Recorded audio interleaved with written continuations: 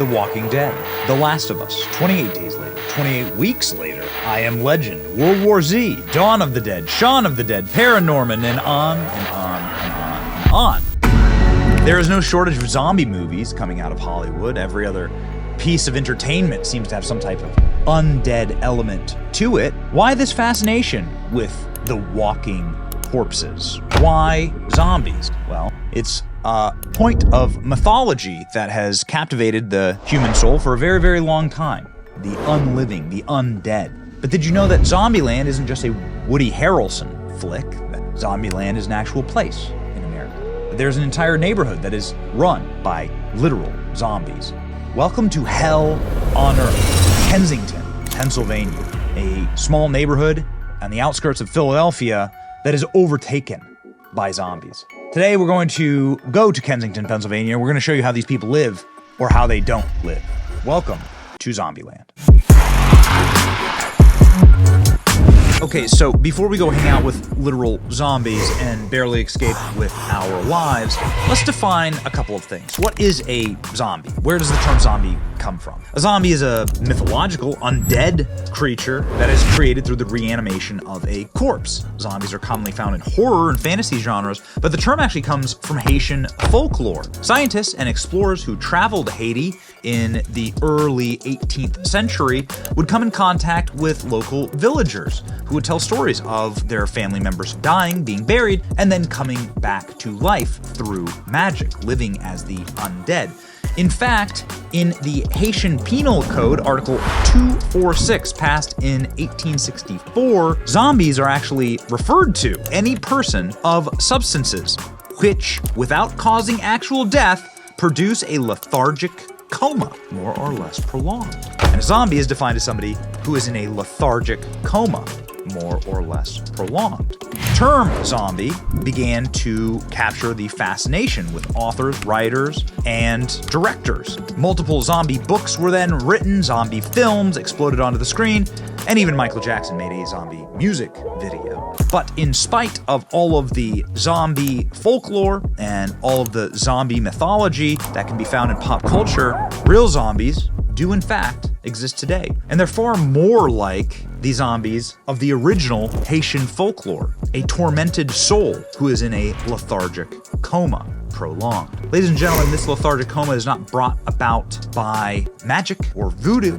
This lethargic coma is brought about by mainline narcotics. The neighborhood of Kensington is ground zero for the zombie apocalypse in America, with the rise of a drug called xylazine, or trank, which enhances the effects of other drugs like heroin, cocaine, and fentanyl. Over 90% of the heroin in Philadelphia has trank in it, which is why the neighborhood has become a post-apocalyptic horror show. Addicts and dealers roam the districts like Walking Dead, selling this deadly animal tranquilizer in broad daylight. The stench of rotting flesh, human feces emanates in the air. No cops, no law enforcement, just hordes of zombies. This is Zombieland. I hope you believe in zombie stories because you're living in them.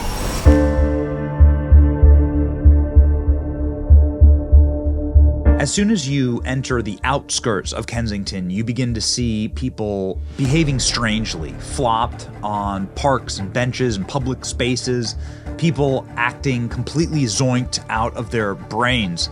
And then you get into downtown and you step out of your vehicle and you realize exactly how sunken this place is. There are needles every couple of steps that you take. You can smell trash and filth everywhere. You can hear the sounds of people screaming, and those people are often screaming at you, telling you to get away or to stop filming them. They point at you with arms that have open, gaping sores on them. People walk by you, strung out entirely, yelling, hurling insults, and hurling their own bodies. In fact, it required us to have personal security just to walk through downtown securely with our cameras. How did this place get this way? Raphael explained to us what trank is and how it gets to the street and who keeps that trank flowing. What happened here? Tell me, what's the story? You know, the story is, as you see, they're giving out needles, and so far they've been giving out needles and crack pipe. Over 10.5 million. That's harm prevention. Who's they? So it's and really the city. So who's that? Is that the city? Yep. City of Philadelphia. Yep. Okay, so the leaders of Philadelphia They give out crack pipes, they give out crack needles. pipes. Yeah, like nothing, as you see. So trank is a tranquilizer mixed with actual fentanyl that they've been given to the addicts now. It's been almost over 10 years now, little by little, gradually going in, taking away from the heroin business and everything. So because it's more cheaper, it makes more profit. As you can see, it even causes more damage everywhere, you know, so.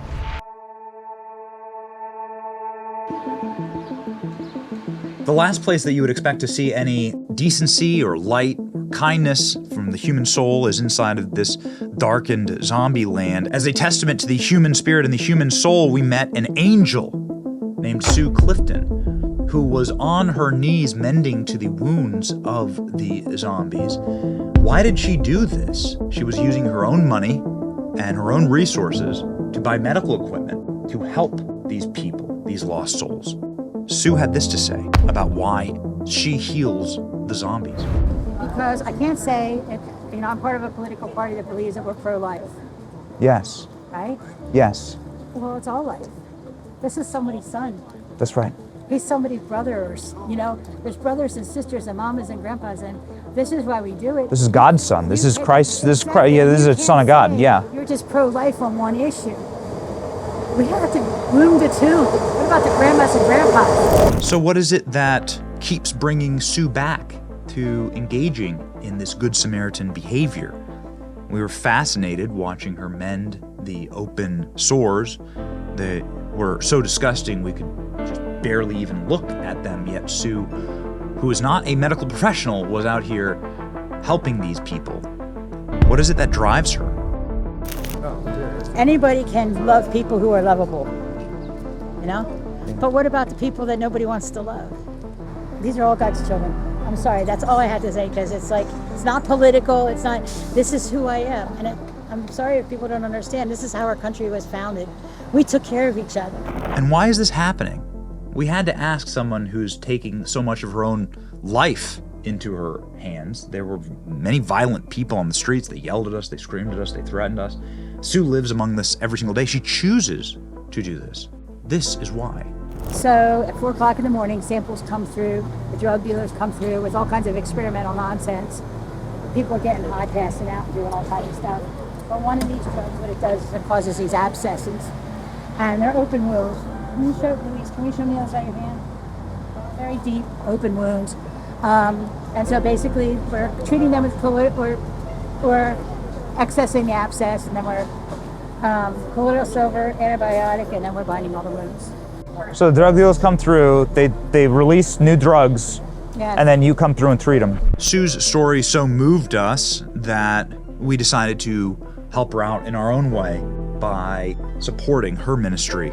Americans give a lot to other countries, but we don't realize that it's this country, it's our own country that needs the help. It's a third world country here. It's a third world country, yeah. I'm gonna give you $20,000. I'm gonna give you $20,000. You can pay whatever tax you want on it, and I'll be happy to pay the tax on it.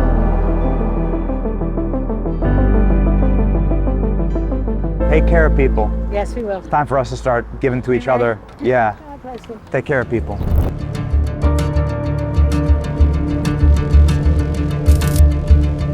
While we were in Pennsylvania, we decided to reach out to a Republican presidential candidate that we knew would be in the area. Vivek Ramaswamy is running for president as a Republican.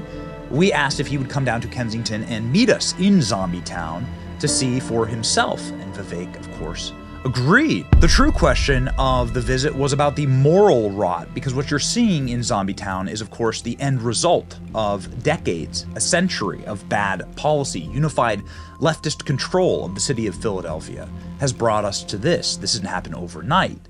This was planned. You could see shining through even the hell on earth in Kensington some of the glories of days gone by. The beautiful buildings, the quaint communities, and the neighborhoods, the factories that used to knit a place together. Vivek had this to say as it pertained to the moral rot in the country. This was a thriving community. Yes. 60 years ago. It was actually something that was actually a place that was thriving on its own 2 feet. Irish immigrants, German immigrants, thriving working class community. That's right. You can still see the beauty behind the chipped paint. right. You You can do. still see the architectural beauty You do, absolutely. You know, here, like somebody loved that house. Somebody lived and grew up in that house, and like Totally. children lived there and were raised there. And When that's gotten hollowed out, it's the combination of, and I'm not just some protectionist that just says, oh, we need to just bring industry back for the sake of protecting ourselves, but just describing what happened. Hollowed out from industry offshore to places like China. Fentanyl now made in places like Wuhan, crossing our southern border, effectively addicting communities like this. You look at people living out in the streets. I asked that cop, what are most people dying of today? He said, hands down, it's fentanyl. A lot of the problems start at the nation's edges, but find their way to the nation's center, and that's what we're seeing today. Vivek walked the streets with us and also interacted with some of the zombies, so to speak, the sad and unfortunate individuals who live in Zombie Town. We've never seen anything like it. Watch. I want to see how we can help. Thank you, man. More shelters. I appreciate that. More shelters and more food banks. Because I guess you're going to be the vice president, right? Some more shelters, and more food banks. more food banks. Yeah, because most of the shelters, they don't fit. Look, I appreciate right there. That's a shelter right there. They're sleeping outside. You see that? You can take a picture of this. Look. Where? That's the shelter? It's not a very good shelter. There's like 80 people sleeping in there. It's not a very good shelter. Where? That Ted. Yeah. They open up the gates for people to come in, and then they close the gates down. And they let everybody out at 5 o'clock in the morning. Yeah, unfortunately, there's a lot of nonprofits that be out here that they fund, and we call them poverty pimps because they're not really doing anything, but they're getting all this money. Poverty pimps. Yeah, poverty pimps. Who's getting the money? A lot of these fake nonprofits that come out here do photo ops, but they're really not doing anything. Oh, really? Ultimately, we'd never seen a presidential candidate ever this close to a junkie, to somebody who's using open drugs in the streets.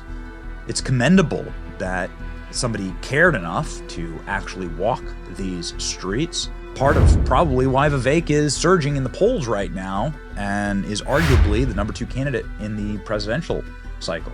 Vivek Ramaswamy was unafraid to stare the zombies and the problems that created these zombies in the face. And I think that's something worth noting.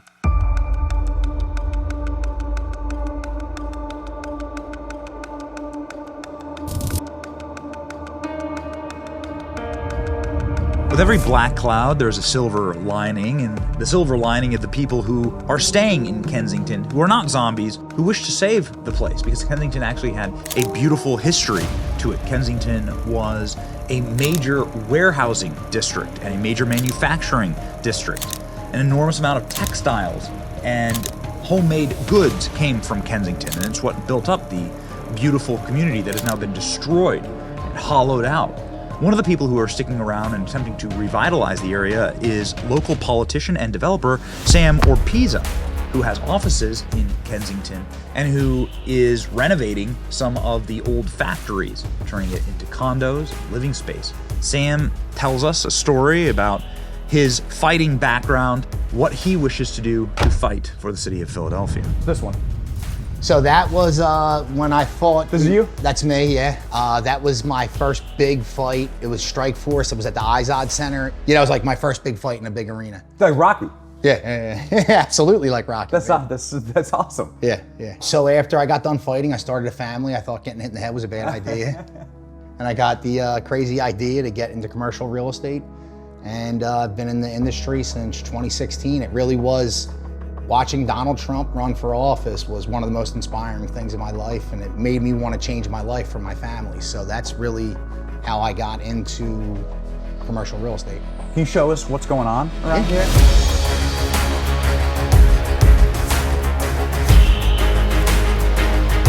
When you drive through Kensington, right? Yeah. How much lower can it go? I mean, how are we not at rock bottom, right? And when you're at rock bottom, the only way to go is up, you know? And there are people in this community that want to see a change. It's not like we're the only ones trying to make positive change. We're one of many that are fighting for this neighborhood. And you know, it helps take care of that side of my brain where I need danger almost to be engaged all the time, you know what I mean? From being a former professional fighter. That's interesting, yeah. Yeah. That must be in your personality. I think it is. Yeah. I need a high level of excitement to feel So you normal. need a fight. Yeah.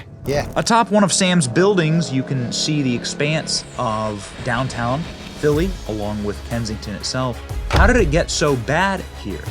Sam tells us. When houses become abandoned here, they'll get taken over by the addicts and or the dealers or both. So this street right here in particular is a notorious, drug block. And you know, these dealers are basically on a waiting list. As soon as one leaves, there's another one ready to take their place. Sam has bright ideas for this area, and it starts with getting rid of the zombie apocalypse. This is one of the newer units that we're doing. This is a 2-bedroom, 2.5 bath. We put all top-end, high-end appliances, quartz countertops, the newer style of cabinets, and this is a poured concrete building, so it is a very safe and secure building. We try to keep the old parts of the building that you'll never be able to recreate, like the old brick that are in here, and kind of integrate the old with the new. You think you can save this place? Look, whether I can or can't, I'm still gonna wake up every day and, you know, do my best to make a difference, you know? I think it's more falling in love with the process than, you know, the destination. Oh, man. Fighter. That's a fighter. It's a fighter. You can tell he's a fighter. Yes. Ultimately, the 4 people that we met with when we went to Zombieland showed us the broad range of individuals who are still, in spite of everything, attempting to help these people, whether it be politically, or whether it be physically, or whether it be spiritually. It was uplifting. I didn't intend on having a happy story to tell about one of the darkest places in America, but here we are. On the vanguard of the situation.